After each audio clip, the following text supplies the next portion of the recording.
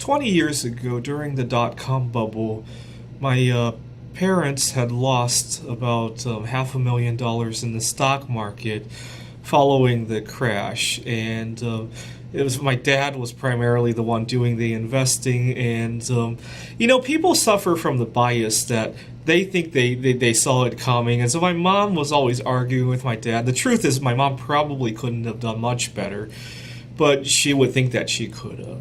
And so my parents were always arguing over it, and I think my parents almost got divorced over the matter. And at the time, I had just started collecting coins.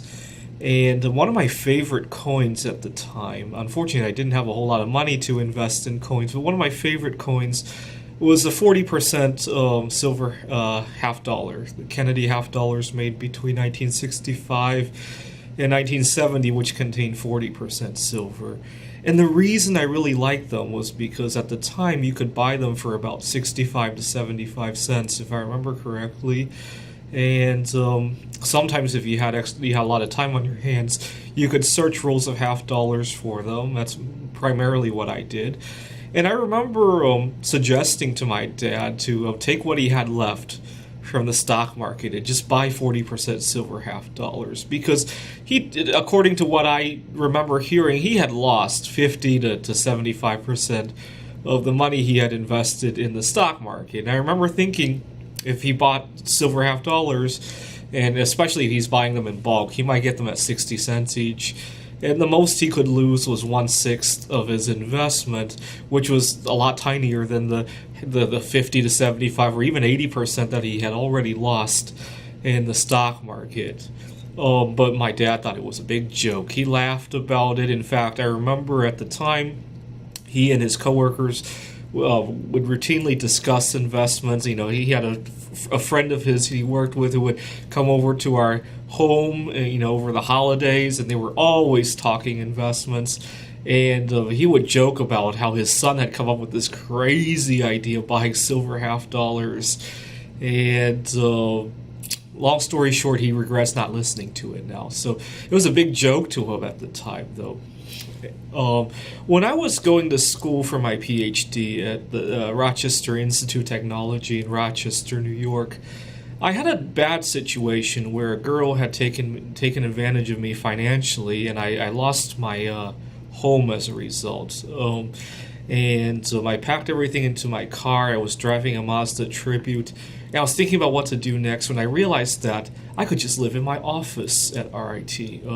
I had to figure out a few things, obviously. I had to figure out how I could, I wasn't sure if anybody checked up on the office at night, so the first few nights I really didn't sleep very much, and then I had to figure out how to cook and do laundry, but in time I acclimated to it all. And I remember the first day being just frightened to death about how I was going to do this, but I got over that fear, and I took it as an adventure instead.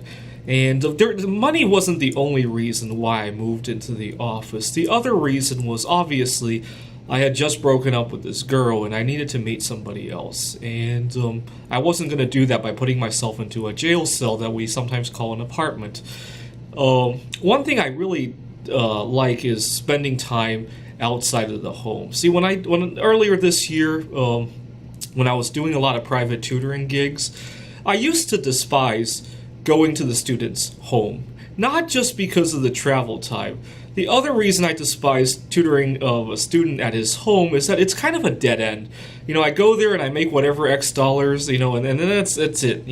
If I tutor the student at a library or at a public place, there's always the off chance that somebody will see that I'm doing this tutoring and they might be interested in my services, or I might just make a new friend, and I kind of need those friends because I'm kind of in an unfamiliar city at the moment, even though I've lived here for 4 years. Well, I had a situation a couple months ago where my car had broken down, but that's okay. I walk everywhere, and then I had walked to a store. And I got really dizzy for some reason, and I had taken a break on it was a Fred Meyer, which is kind of a department store.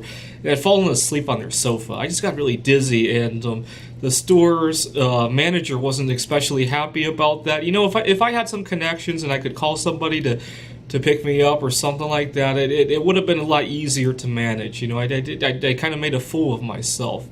And the point, the reason I'm bringing up these stories is that a little crazy can sometimes go a long way. You never want to dismiss an idea as just being too crazy and not even thinking about it. I think every idea is worth considering.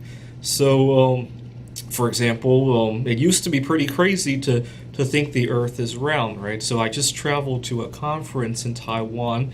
And if this were 5,000 years ago, not only did airplanes not exist, but I would have to travel east.